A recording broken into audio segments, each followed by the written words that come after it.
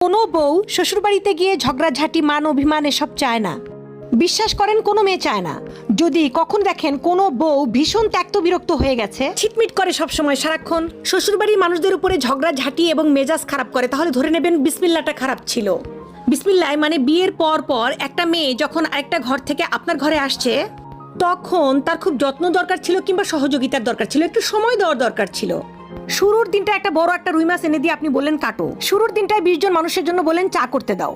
আরে ভাই সময় দিন না, একটা মানুষের কোনো একটা নতুন জায়গায় ভালোভাবে সেট হতে তো সময় লাগে।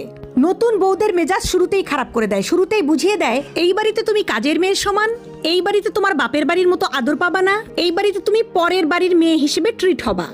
যদি তাকে বোঝানো হয় যে এটা তোমার সংসার, তোমার বাড়ি, সবকিছুতে তোমার অধিকার আছে, এমনকি আনন্দ বা বিশ্রামেও তোমার অধিকার আছে, তাহলে দুনিয়ার কোনো মেয়ে ঝগড়াঝাটি করতো না। কিন্তু আমরা শুরুতেই মানে ওই বিসমিল্লাহই গলতগুলো করে ফেলাই। এখনো